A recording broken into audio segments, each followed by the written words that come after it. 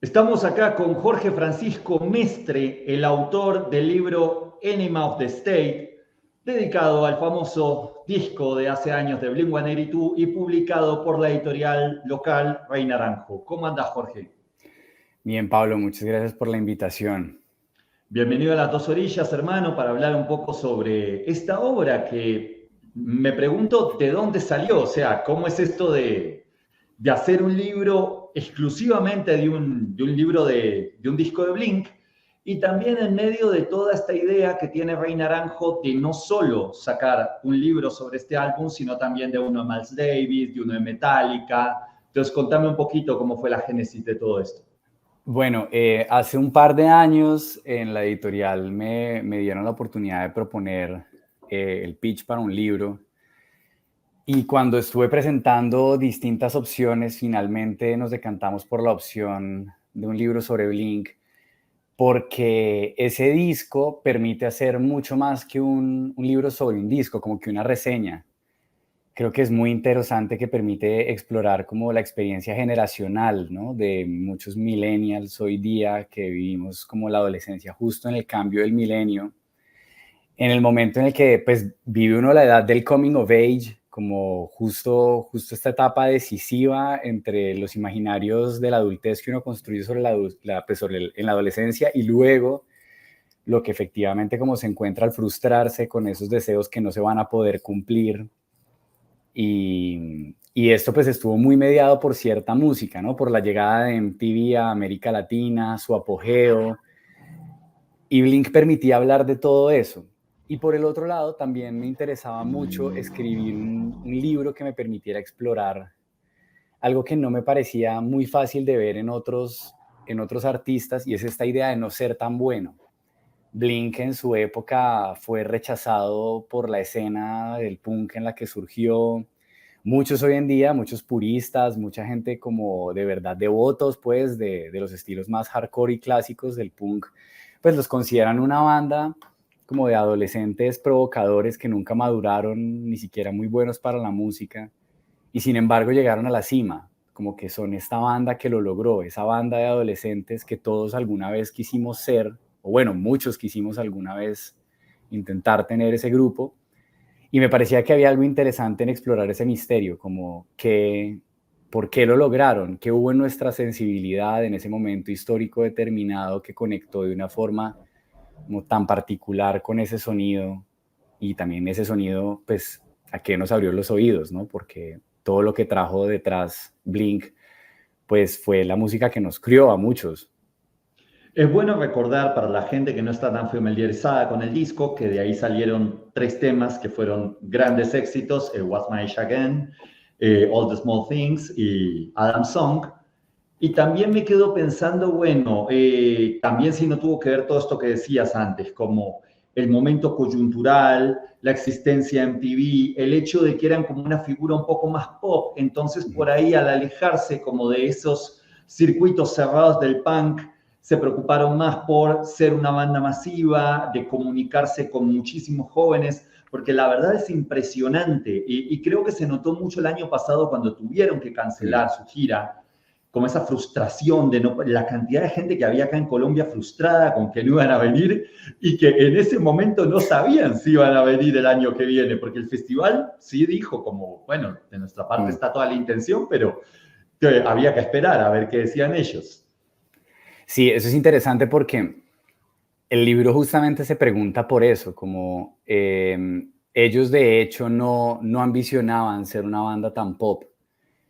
Es curioso porque en el libro hubo mucho trabajo de reconstrucción documental, como de buscar las crónicas y los artículos de esa época, buscar libros que hablaran de la banda en ese momento, justo alrededor de la época del Enema of the State. Y lo impresionante es que ellos tenían en mente más bien ser una de esas bandas muy del hardcore más pop que ya había en los noventas, cosas como los primeros discos de The Offspring, cosas como las que hacía Descendants, como las que hacía NoFX, Face to Face, bandas de ese sur de California que todo el mundo mantenía montando tabla, surfeando, que tenía un humor muy silly, pues muy tonto y muy pendejo, muy pasado de calidad también, buscaban ser muy provocadores. Ellos querían ser eso. Y por cosas que pues, exploro en el libro en detalle, ellos no pudieron sostener esa factura musical. Hubo varios motivos que los condujeron a cambiar de baterista primero, que fue lo que trajo a Travis, cambiar de sonido, buscar trabajar con un productor diferente, que fue Jerry Finn, que era el que había trabajado con Green Day en Dookie, y también, sobre todo, aprender a cantar y a dejar espacios para el silencio, a trabajar sonidos más melódicos, porque hasta entonces el punk gritaba mucho. Y todo ese conjunto de cambios fue lo que ensambló finalmente en esa factura más pop que terminó por llegarnos a tantas personas. Y eso es interesante porque hizo que los rechazaran una segunda vez, ¿no? Ellos ya eran los rechazados de esa escena, que no eran muy buenos para la música, y ahora iban a ser rechazados por ser muy pop, por ser unos impuros, por ser unos flojos que se vendieron al mercado. Y hay algo muy hipócrita y divertido en eso, porque todas las bandas que eran muy como puristas empezaron a hacer canciones muy Blink después de ese éxito para intentar pegarse de esa fama, de esa apertura musical que ellos crearon en el mercado más mainstream. Y eso es interesante. Pero también por el otro lado, para cerrar ahí con una parte de la respuesta que me parece como importante, el libro indaga mucho por la nostalgia, porque curiosamente Blink no tiene mucho que ver con Colombia. Es más, pues no creo que tenga que ver casi nada con Colombia, en general con América Latina. Y sin embargo despierta mucha nostalgia, ¿no? Como que siento que si hay una banda capaz de evocar una época a la que creo que nadie volvería, pues porque nadie quiere volver a ser adolescente tampoco, es ella. Blink-182 tiene esa capacidad de llevarnos a ese momento y por algún motivo hacernos sentir más cerca de esa edad. Y el último capítulo del ensayo justamente pretende un poco explorar los motivos de, o sea, como qué nos hizo la vida adulta a los millennials para que queramos añorar la adolescencia, escuchar la música que nos transporta allá. Sí, sobre todo, ahí tuvimos una pequeña interferencia, pero creo que ya volvió. Sobre todo creo que también tiene que ver con esto de que los millennials, es decir, como los adultos un poco mayores de esta generación, y como que adoptamos de otra manera las cosas que vivimos en la adolescencia, de la niñez, hasta con cierto orgullo, cosa que no pasaba antes. Antes todo lo que pertenecía a generaciones más tempranas era como señal de inmadurez, ¿viste? Y eso ha ido cambiando.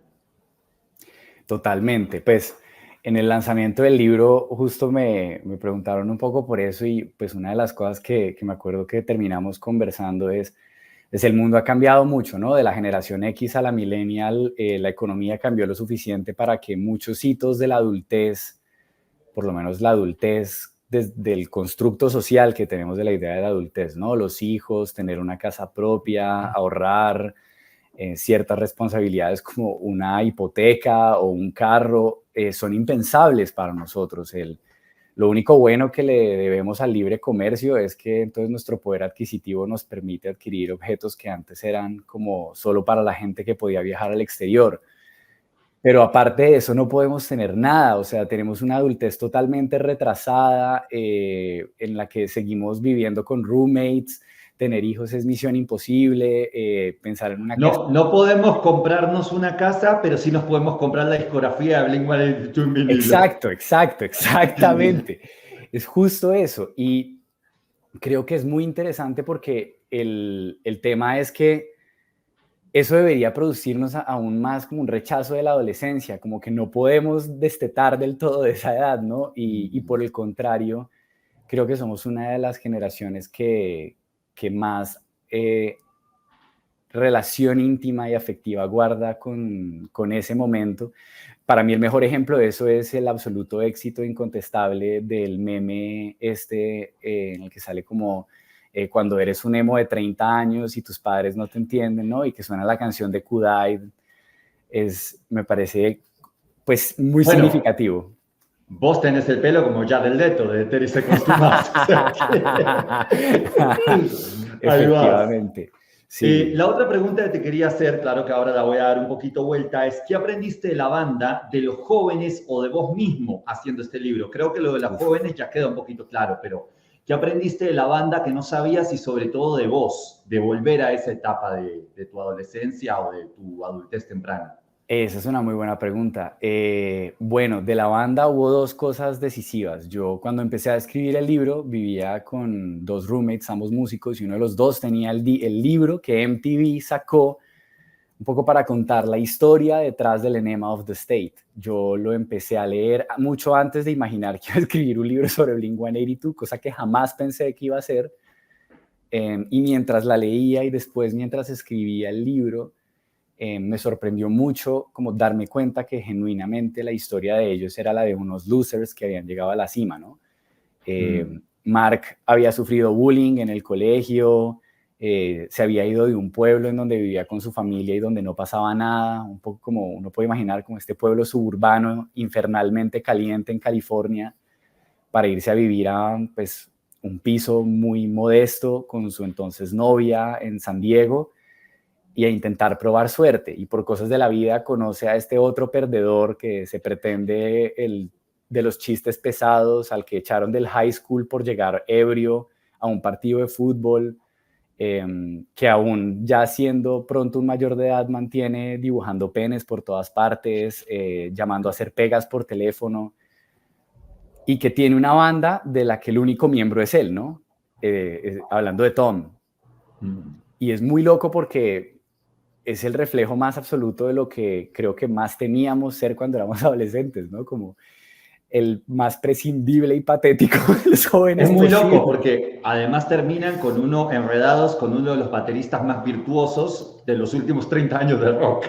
Exacto, exacto. Y es muy impresionante porque estos losers que tienen muchas ganas de tocar logran salir adelante. Y lo otro que me pareció muy sorprendente es el tema de la suerte. Hay una cosa que a mí me parece curiosa, y es, ¿qué tal si uno más chico hubiera tenido acceso a este tipo de relatos para darse cuenta que tal vez la suerte sí podría jugar del lado de uno? Que perder al baterista que teníamos porque tenemos problemas con él, porque ahora tiene un problema de alcoholismo, no sabemos qué hacer, quedar arrojados a mitad de un tour, pues podría conseguirnos a Travis Barker, ¿no? Como, ¿quién podría pensar eso? ¿Quién imaginaría que a Travis Barker le gustaría tocar con una banda como ellos? Ahí como un dato que yo no sabía, Travis venía de otra banda. Travis tocaba ska con los Aquabats. Cuando se une a la banda en pleno tour, se aprendió el set completo en una hora antes de subirse a tocar por primera vez con ellos. Wow. Y al mismo tiempo hay algo muy interesante también en ver que esta banda que no quería, esto es lo que aprendí sobre mí, esa banda que no pudo ser la banda que quería, se encuentra a sí misma al renunciar a esa idea, a ese sueño. Como que una vez dejan de insistir en querer ser el punk patineto típico del sur de California y aceptan sus voces, se atreven a explorar algo que les suena mejor a ellos, así eso represente traicionar a esa escena, en ese momento se encuentran a sí mismos. Y eso me parece muy interesante porque creo que no hay un discurso unificado sobre la frustración o sobre el lugar que tienen los sueños frustrados en nuestra vida. Y en mi caso, yo quise ser músico, no era muy bueno, pues sí era muy bueno tocando, pero tenía serias deficiencias en otros ámbitos. Nunca me funcionó una banda y eso lo exploro en el libro. Curiosamente, el día en que renuncié a ser músico, como que me encontré a mí mismo también, ¿no? Fue por medio de la música que de hecho encontré la escritura, y como que entender eso por medio de Blink fue muy raro, pero fue interesante.